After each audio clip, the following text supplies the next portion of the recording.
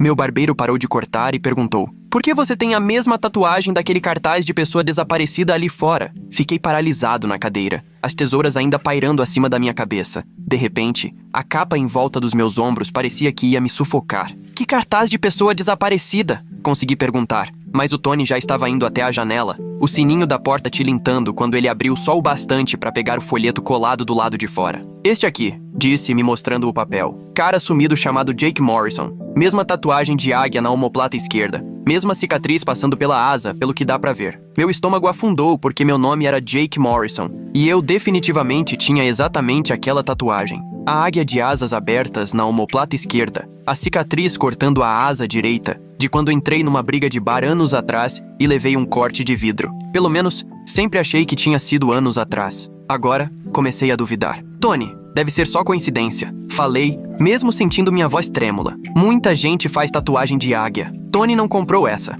Ele corta meu cabelo há 2 anos, todo mês, certinho, e já me conhece o suficiente pra sacar quando estou desconversando. Ele balançou a cabeça, me encarando no espelho de um jeito que nunca tinha feito antes. Jake, corto seu cabelo há 2 anos. Nunca vi seu nome completo, nunca vi RG, nunca ouvi seu sobrenome, sempre foi só Jake. Ele me mostrou a agenda com Jake anotado nos horários de todos os meses, nos últimos 24 meses. E esse cartaz diz que Jake Morrison desapareceu há 3 meses, em Portland, Oregon. A família está oferecendo $10 mil de recompensa. Virei na cadeira para olhar o cartaz melhor. A foto era ruim, tirada de longe, em algum evento ao ar livre, mas parecia comigo sim. Mesmo porte, mesma cor de cabelo, traços iguais. A descrição física embaixo também batia certinho. Acho que estão confundindo, falei. Mas enquanto eu dizia isso, sentia um frio crescendo no peito. Vai ver, tem outro Jake Morrison com tatuagem parecida. Tony pegou o celular, fez uma busca rápida e me mostrou a tela. Vários sites de pessoas desaparecidas mostrando a mesma foto, mesma descrição, todos dizendo que eu tinha sumido de Portland no dia 15 de março. Hoje era 18 de junho, 3 meses cravados. Ele me olhou com cuidado, como se estivesse tentando decidir se eu era perigoso ou só estava perdido. Jake, onde você morava antes de vir pra cá? Tentei puxar da memória, mas tudo antes dessa cidade parecia coberto por uma névoa. Vim da costa leste, respondi no automático. Mas na hora percebi que não tinha certeza disso. Parecia verdade, mas não conseguia lembrar de nenhum lugar, nenhum endereço. Tony levantou a sobrancelha. Tava viajando a trabalho? Abri a boca pra responder, mas nem lembrava o que tinha contado pra ele sobre meu emprego. Construção? Arrisquei, mas soou como chute. Tony largou as tesouras e sentou na cadeira do lado, de frente pra mim. Jake, isso é sério. Se esse cara do cartaz for você, sua família pensa que você morreu ou foi sequestrado. Tem gente te procurando. Apontou pro número do folheto. Deve ter polícia, detetive particular atrás. E você aqui, cortando o cabelo no meio do nada, como se nada tivesse acontecido. Pegou o celular de novo. Acho melhor a gente ligar para esse número e esclarecer tudo. Senti o coração disparar,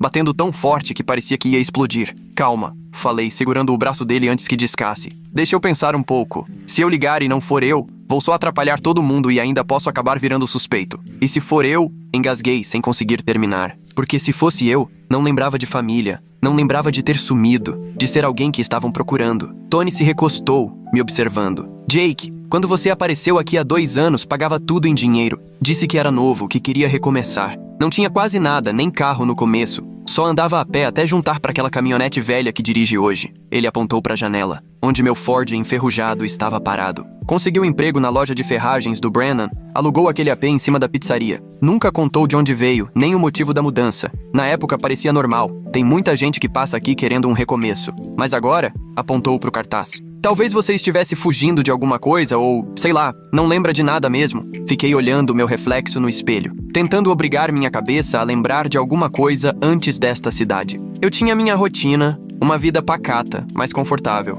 Trabalhava 5 dias por semana na loja de ferragens, passava as noites jogando sinuca no bar, vinha todo mês cortar cabelo com o Tony. Mas sempre que tentava lembrar do passado, tudo virava um borrão. Acho que posso ter sofrido um acidente, disse devagar, sentindo as palavras fazerem sentido enquanto saíam. Bati a cabeça, talvez. Minha memória dos últimos anos está toda embaralhada. Isso faz sentido, Tony falou, mais calmo. Lesão na cabeça pode causar amnésia. Vi um documentário desses uma vez. Tem gente que esquece tudo, até da própria família, e vai embora, começa tudo de novo em outro lugar, sem nem perceber. Ele apontou pro cartaz embaixo da foto. Aqui diz que você tem uma esposa chamada Emma e 2 filhos, Sophie e Lucas, de 7 e 5 anos. Eles estão te procurando faz 3 meses. Senti um soco no peito. Uma esposa chamada Emma, 2 filhos que eu nem conseguia lembrar, gente que me amava e achava que eu tava morto, sequestrado ou coisa pior. Olhei pra minha mão esquerda e vi que não usava aliança, mas tinha uma marca clara no dedo, como quem usou por anos e tirou há pouco.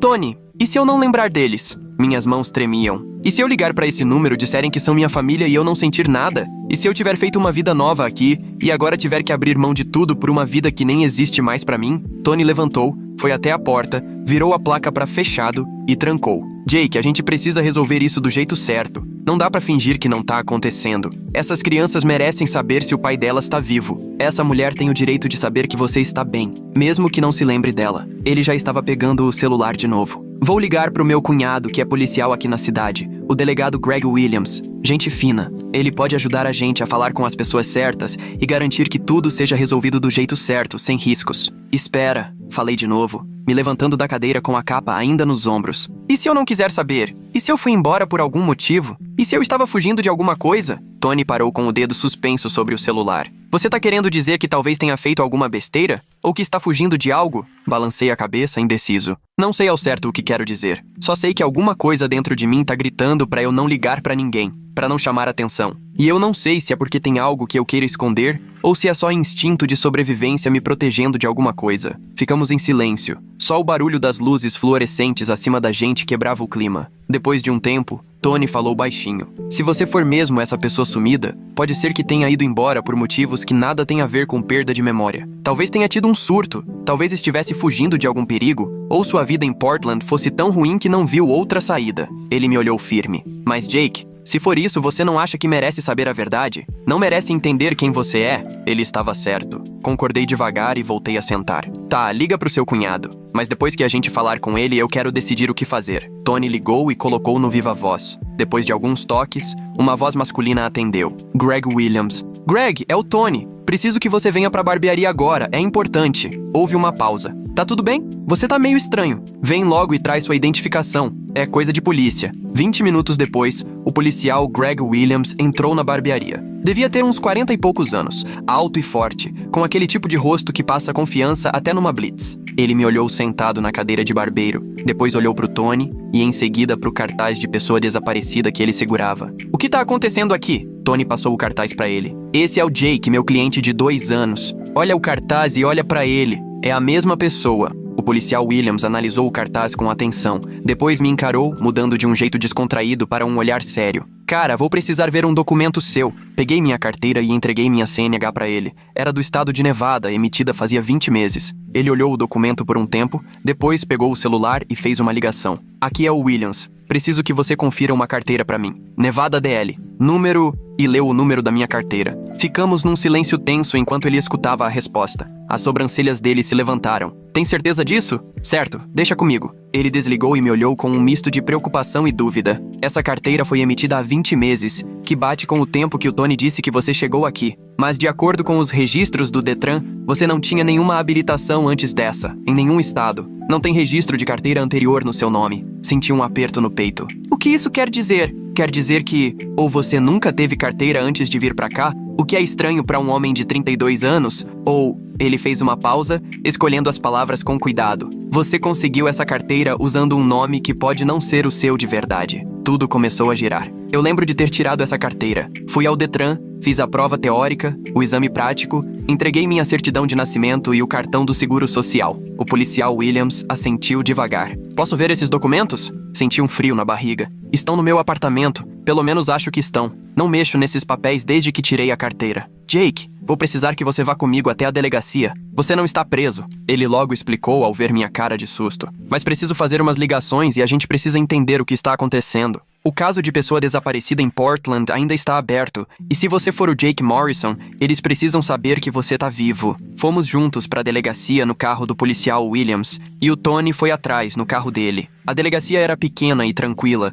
só alguns policiais nas mesas e uma recepcionista. Williams me levou até uma sala de reuniões e pediu que eu esperasse enquanto ele fazia umas ligações. Pela janelinha da porta dava pra ver ele falando ao telefone com cara de poucos amigos. Tony ficou do meu lado, quieto, só me fazendo companhia. Depois de uns 30 minutos, Williams voltou com um bloco de notas. Falei com o pessoal de pessoas desaparecidas da polícia de Portland. Jake Morrison, 32 anos, sumiu de casa em Portland no dia 15 de março. Deixou celular, carteira, chave, tudo pra trás. Não tinha sinal de crime, mas também nada que mostrasse que ele planejava ir embora. A esposa dele, Emma, registrou o desaparecimento depois de 24 horas, quando ele não voltou do trabalho. Ele me encarou. Você bate certinho com a descrição. 1,78 m, cabelo castanho, olhos cor de avelã, 77 quilos. Tatuagem de águia no ombro esquerdo com uma cicatriz atravessando. Virou a página do bloco. Eles vão mandar um detetive pra cá pra conversar com você. Deve chegar amanhã à tarde. Querem coletar digitais e DNA pra confirmar sua identidade.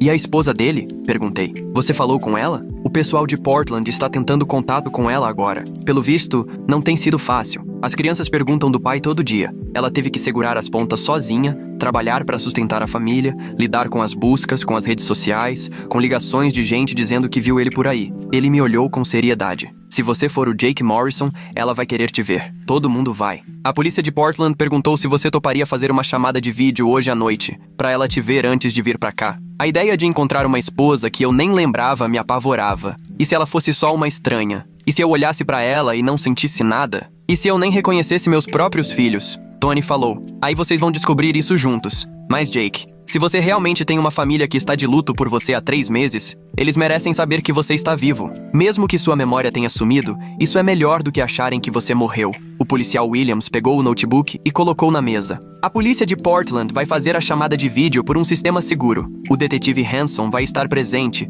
junto com a Emma Morrison. Eles estão prontos quando você quiser. Sentei à mesa com as mãos tremendo. Tá bom, pode chamar. Quando a chamada conectou, de repente me vi diante de uma mulher na tela. Ela parecia ter uns 30 anos, cabelo castanho comprido preso num rabo de cavalo, vestindo uma camiseta simples. O rosto dela estava abatido, exausto, com olheiras fundas. Atrás dela dava pra ver o que parecia ser uma cozinha, e um homem de terno, provavelmente o detetive. A mulher, Emma, ficou olhando pra tela com a mão tapando a boca. Não chorava, só encarava o monitor como se não acreditasse no que estava vendo. Jake! A voz dela saiu baixinha, trêmula e cheia de dúvida. É você mesmo? Eu fiquei sem saber o que responder. Pra mim, ela parecia uma estranha simpática, alguém por quem eu poderia ter segurado uma porta ou ajudado com as compras, mas não alguém que eu amasse, muito menos alguém com quem eu tivesse construído uma vida. Não sei, respondi, sendo o mais sincero possível. Acho que sou, mas não lembro de você. Não lembro de Portland. Não lembro de nada antes de uns 2 anos atrás.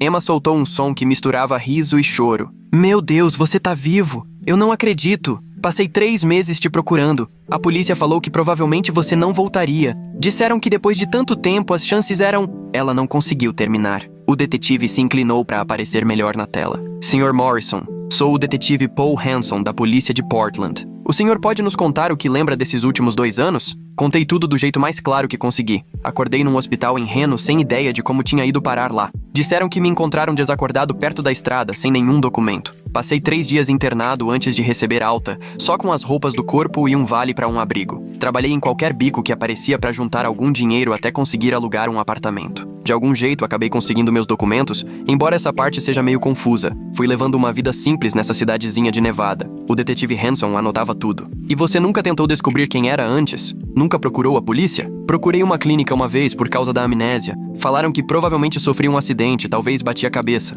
Fiz alguns exames, mas não encontraram nada preocupante. Disseram que a memória podia voltar sozinha, ou talvez nunca voltasse. Sugeriram procurar um neurologista se eu tivesse condições, mas não tinha, então segui em frente. Agora Emma chorava de verdade, as lágrimas escorrendo pelo rosto. Jake, sou eu. É a Emma. A gente é casado faz 8 anos. Temos 2 filhos. A Sophie acabou de perder o primeiro dentinho e o Lucas aprendeu a andar de bicicleta sem rodinhas. Eles perguntam de você todo santo dia. Olhei para o rosto dela na tela, tentando sentir alguma coisa, tentando encontrar algum reconhecimento, algum laço. Mas não acontecia nada. Ela era uma desconhecida me contando sobre uma vida que eu não lembrava. Desculpa, murmurei. Não lembro de nada disso. O detetive Hanson se inclinou de novo. Sr. Morrison, queremos que o senhor volte para Portland. Assim poderemos investigar direito o que aconteceu. Por que foi parar em Nevada? Se houve algum crime envolvido. Precisamos de exames médicos, avaliações psiquiátricas, todo o pacote. E se eu não quiser voltar? A pergunta escapou antes que eu pudesse segurar.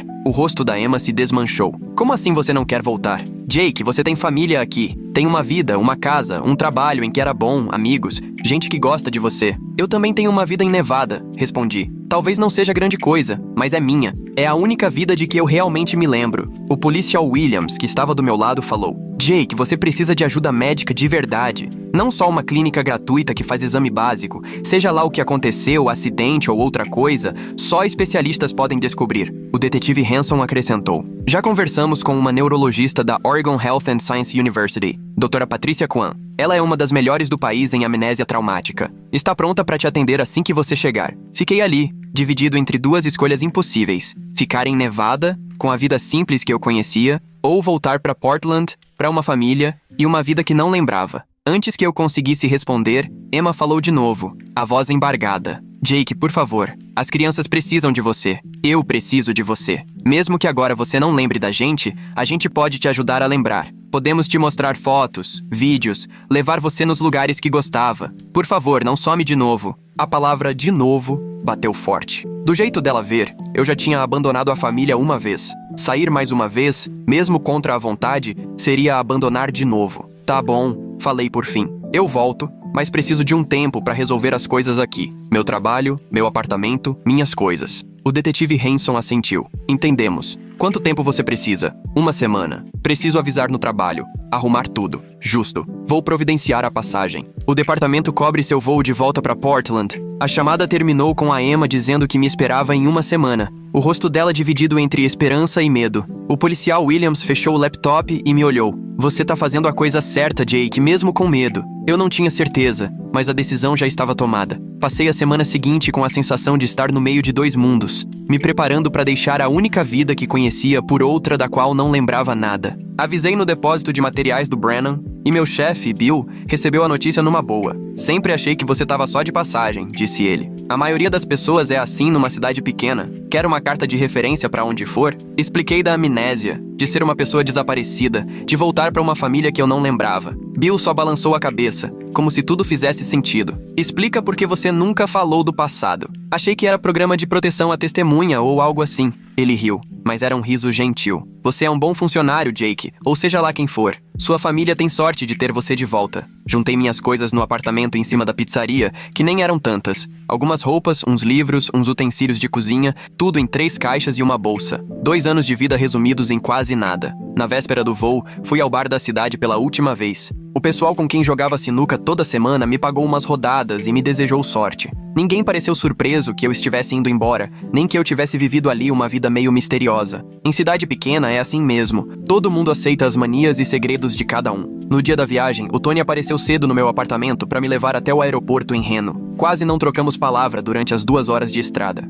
O que tinha para dizer? Eu estava deixando para trás a única vida que conheci para ir conviver com gente que dizia ser minha família. No aeroporto, o Tony tirou minha mala do carro, apertou minha mão com força e, de repente, me puxou para um abraço. Me liga se precisar de qualquer coisa mesmo. Não importa a hora nem o motivo. Prometi que ligaria, mas nós dois sabíamos que era só força de expressão. O voo para Portland pareceu coisa de outro mundo. Nunca tinha voado antes. Ou pelo menos não me lembrava. A sensação dos assentos apertados, o ar meio sufocante, as nuvens pela janela, tudo era novidade e dava um certo medo. No desembarque, o detetive Hanson já estava me esperando. Ele era o típico detetive, uns 40 e poucos anos, cabelo grisalho, olhar cansado e um terno que não convencia ninguém. Sr. Morrison, sou Paul Hanson. Bem-vindo de volta a Portland. Embora eu imagine que pra você não tenha gosto de lar, né? Confessei que sentia mais como se estivesse chegando num país estranho. Fomos rodando pela cidade e ele ia apontando lugares que não significavam nada pra mim. Ali era onde você trabalhava, na Morrison Construction Company. Seu pai fundou. Você assumiu faz 8 anos. Aquele é o supermercado onde a Emma faz compras. Ali é a escola onde a Sophie e o Lucas estudam. Nada disso me tocava. Era só mais uma cidade. Ruas molhadas de chuva, cafés, gente cuidando da própria vida. Paramos na frente de uma casa num bairro residencial calmo, 2 andares, azul claro com detalhes brancos, jardim bem cuidado, bicicletas infantis encostadas na garagem. Essa é sua casa, avisou o detetive. A Emma tá te esperando lá com as crianças. Eles estão nervosos, então tenta ter paciência. Fui entrando meio sem jeito, sentindo que estava invadindo a vida de outro. Antes de pensar em bater, a porta abriu e a Emma apareceu. Pessoalmente, ela era diferente da chamada de vídeo. menor, mais de verdade. Atrás dela, duas crianças espiavam tímidas. Uma menina de cabelo preso em Maria Chiquinhas castanhas, dente da frente separado, e um menino menor, cabelo todo bagunçado e camiseta do Batman. Os dois me olhavam com desconfiança.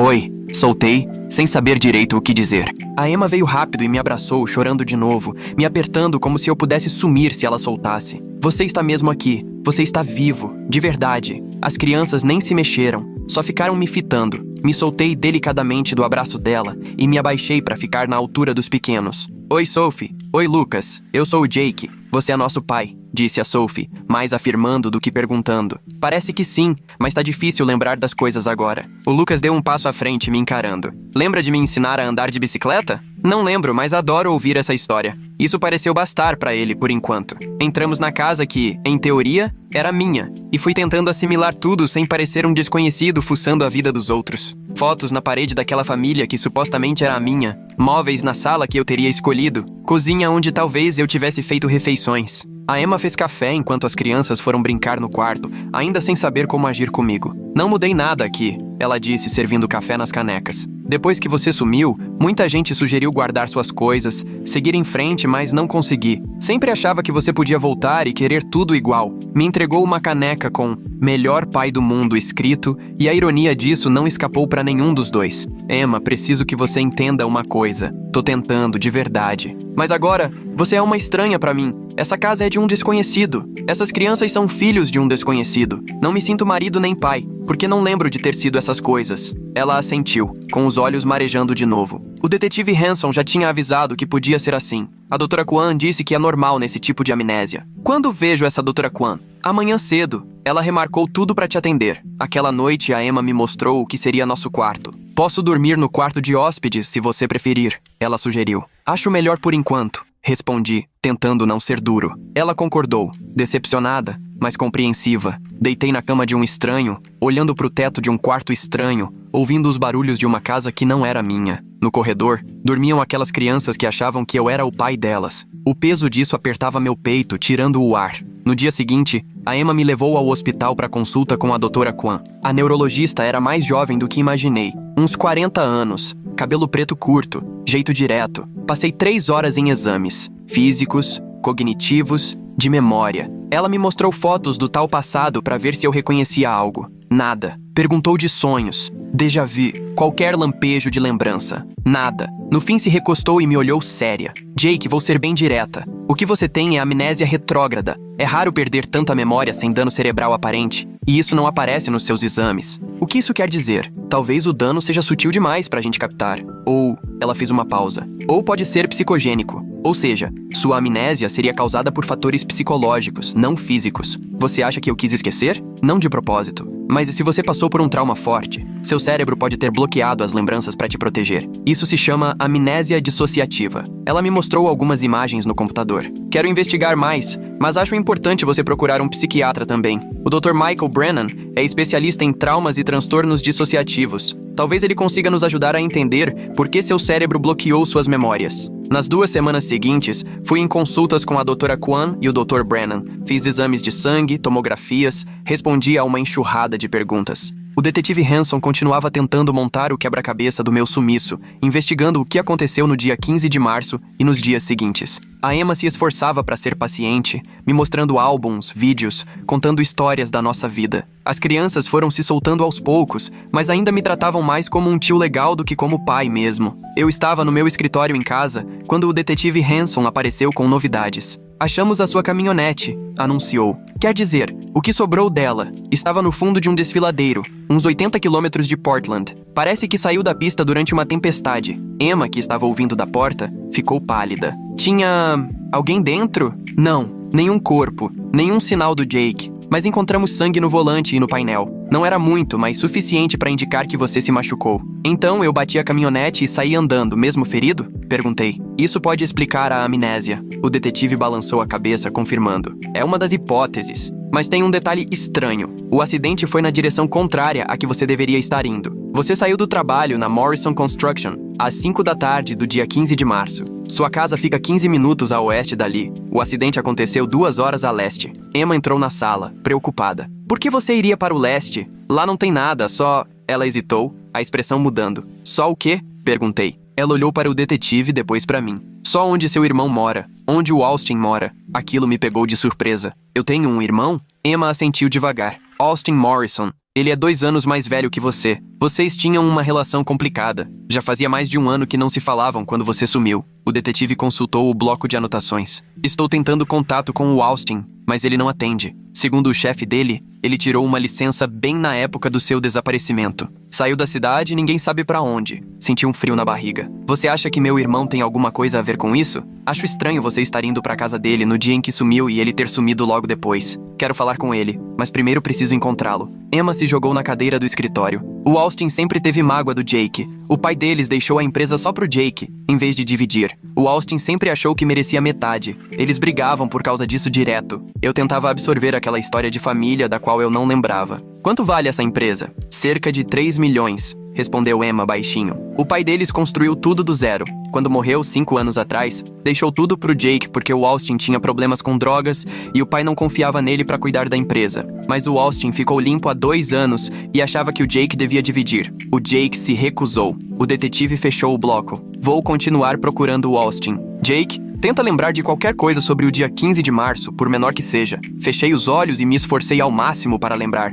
mas tudo que vinha era aquele vazio, aquela névoa. Desculpa, não lembro de nada. Nos dias seguintes, comecei a notar algo estranho. Eu fazia coisas corriqueiras, como ir ao mercado ou assistir TV com as crianças, e de repente me vinha uma ansiedade absurda, um medo sem motivo que me deixava tremendo. O Dr. Brennan disse que poderia ser o meu subconsciente tentando lidar com alguma memória traumática bloqueada. Ele sugeriu hipnoterapia, o que pra mim parecia meio esquisito, mas eu estava tão desesperado por respostas que topei. Fui ao consultório dele numa quinta-feira à tarde. Ele me fez deitar no sofá, falou com aquela voz calma, me guiando para um relaxamento profundo. No começo achei que não ia dar em nada, mas aos poucos fui sentindo como se estivesse flutuando entre o sono e a vigília. Jake, pensa no dia 15 de março. Onde você está? No trabalho. As palavras saíram antes que eu percebesse. O que está fazendo? Terminando a papelada, folha de pagamento do pessoal. Já está quase dando 5 horas. E o que acontece às 5? Dei uma pausa longa. Na minha mente a cena começava a se formar, meio turva,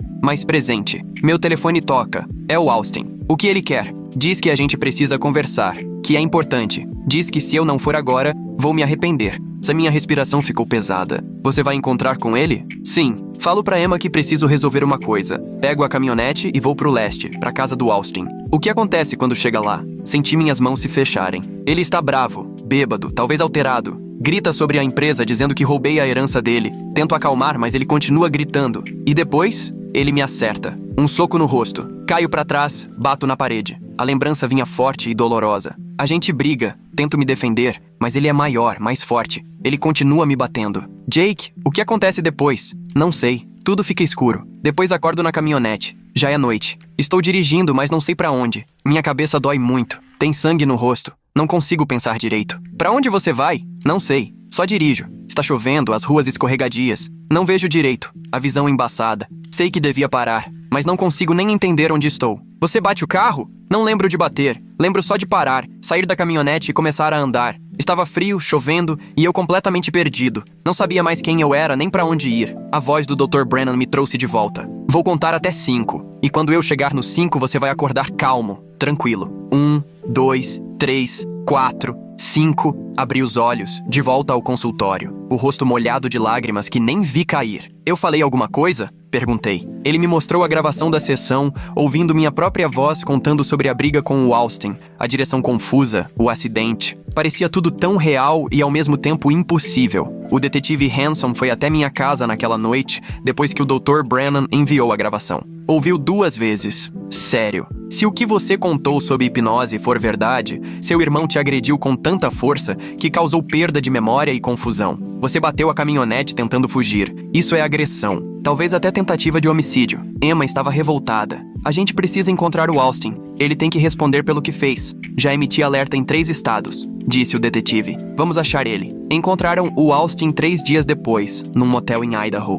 Bêbado e sem dinheiro. A polícia de Portland trouxe ele de volta, algemado. Assisti pelo vidro enquanto o detetive Hanson interrogava. O Austin parecia uma versão mais velha e acabada de mim. Os mesmos traços, mas marcados pela vida dura. Por que você fez isso, Austin? Perguntou o detetive Hanson. Por que bateu no seu irmão e deixou ele pra morrer? Austin soltou uma risada amarga. Não era pra ele ter sumido. Eu só queria assustá-lo, fazer ele perceber que precisava dividir a empresa. Mas ele acabou caindo e bateu a cabeça na quina da mesa de centro com força. Na hora, achei que tinha matado ele. E aí, o que você fez? Entrei em pânico. Arrastei ele até a caminhonete. Pensei em levá-lo pro hospital e inventar alguma história. Mas quando estava colocando ele no banco do motorista, ele acordou. Começou a me enfrentar, todo confuso, agressivo. Então eu simplesmente fui embora, entrei no meu carro e saí. Achei que quando se acalmasse, ele ia acabar indo pro hospital sozinho. Mas em vez disso, ele bateu o carro e saiu andando, com um traumatismo sério. Austin levou as mãos à cabeça.